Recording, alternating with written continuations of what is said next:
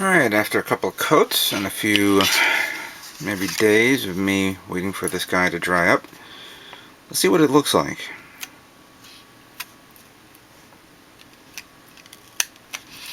Actually, I should do this.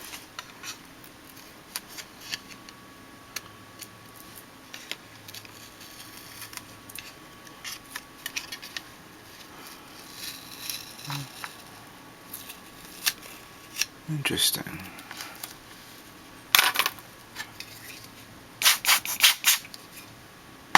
Well, it came out as almost as good as I think it would.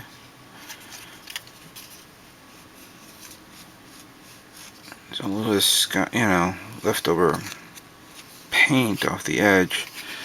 That I can actually scrape off with my X-Acto knife if it ever turns up.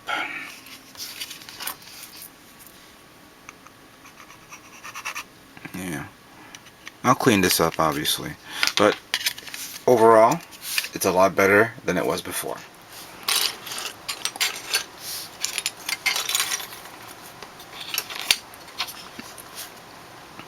As you can see here, all these parts constitutes the leg of the Sazabi. A lot of parts here,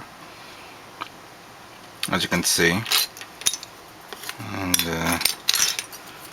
parts, of course, that I forgot to snap off. Oh, there it is.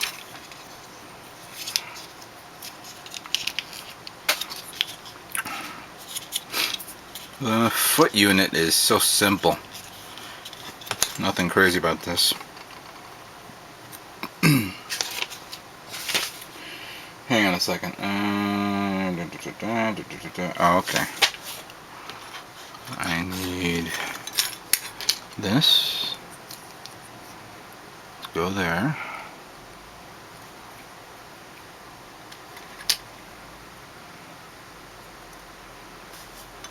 I think I need the smaller one. I'm not too sure. Yeah, I need this one. Alright.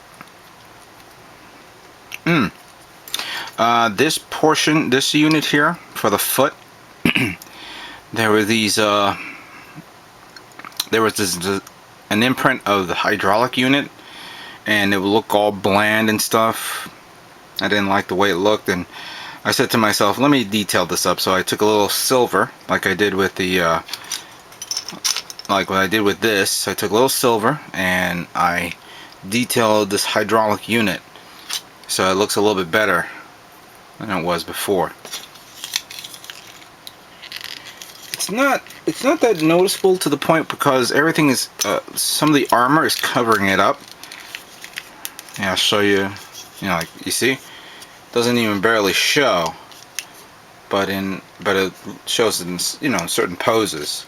So it looks okay for now. All right, so that's done with that.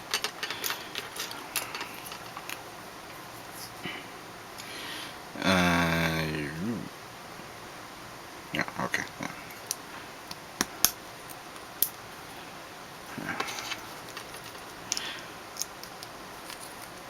There we go.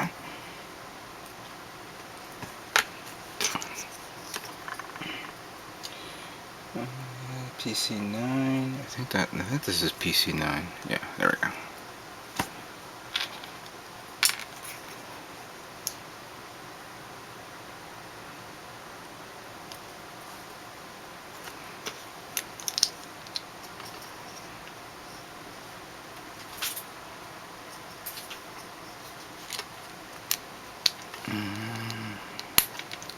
Is that right? No, that's wrong. Yeah.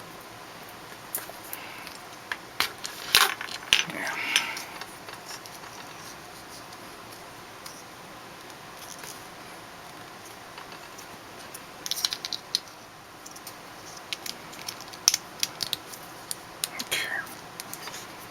So far, okay.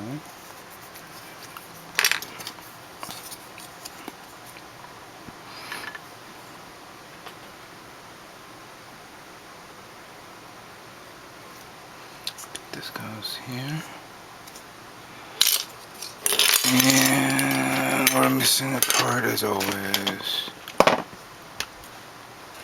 What number? PC8. Here we go.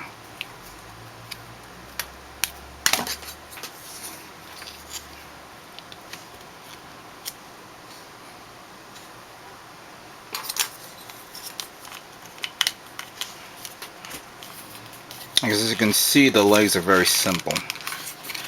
No exoskeleton or endoskeleton. Somebody corrected me this on online, and I'm probably screwing it up again. So leave me alone. Oh, I did a very good. You guys gotta admit, this came out pretty well. Check this out. You put it in there.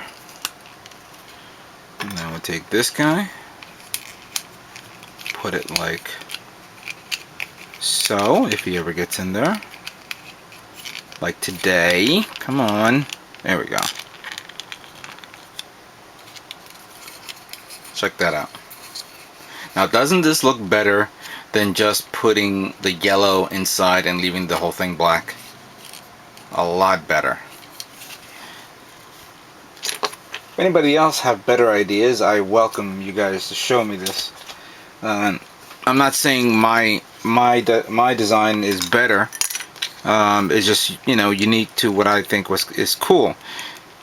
Everybody has their own styles and creative ideas. Oh yeah, that's it. That's why I show these videos off, so I can give you guys some inspiration.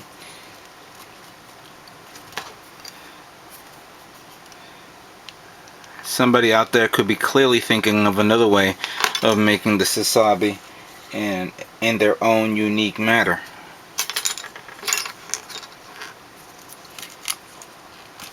There was some guy on the net, this was like a long time ago, before YouTube.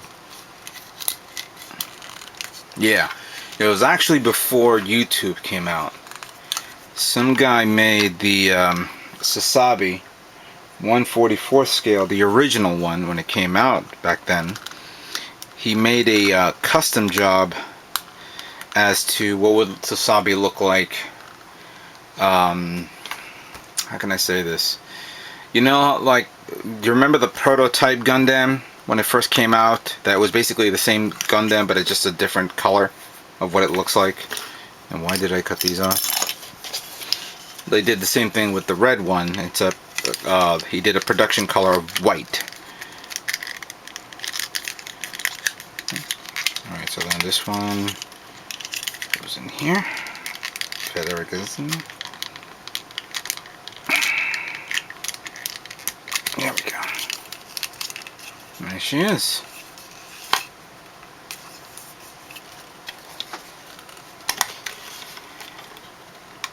Big fat legs.